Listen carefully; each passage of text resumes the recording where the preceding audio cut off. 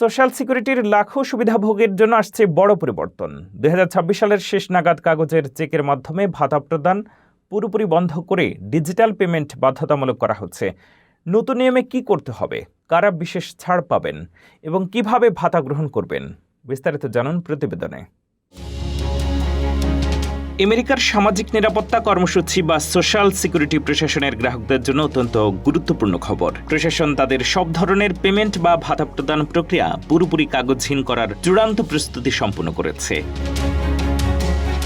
চলতি 2026 সালের শেষ নাগাদ সব সুবিধাভোগীর জন্য কাগজের চেক ইস্যু করা সম্পূর্ণ বন্ধ করে দেওয়া হবে। এজেন্সিটির পক্ষ থেকে জানানো হয়েছে, দক্ষতা বৃদ্ধি, সরকারি খরচ কমানো এবং কেন্দ্রীয় পেমেন্টের নিরাপত্তা আরও জোরদার করতে মার্কিন ট্রেজারি বিভাগ এই ঐতিহাসিক পদক্ষেপ নিয়েছে। মূলত প্রেসিডেন্ট ডোনাল্ড ট্রাম্পের একটি নির্বাহী আদেশের সূত্র ধরে এই শতভাগ ডিজিটাল ট্রানজ্যাকশন বাধ্যতামূলকের সিদ্ধান্ত নেওয়া হয়েছে।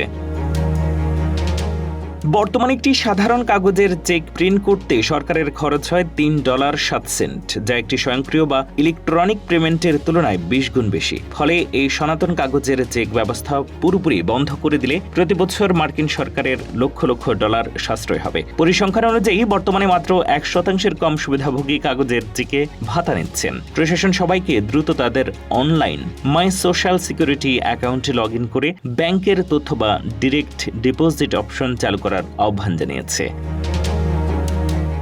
যাদের মূলধারার ব্যাংক অ্যাকাউন্ট নেই, তারা ডিরেক্ট এক্সপ্রেস প্রিপেইড ডেবিট কার্ডের মাধ্যমে এই সরকারি সুবিধা গ্রহণ করতে পারবেন। তবে বিশেষ কোনো শারীরিক বা প্রযুক্তিগত জটিলতার কারণে যারা ডিজিটালে যেতে পারবেন না, তারা ট্রেজারি বিভাগের হেল্পলাইনে যোগাযোগ করে বিশেষ মওকুফ বা ওয়েভারের জন্য আবেদন করতে পারবেন।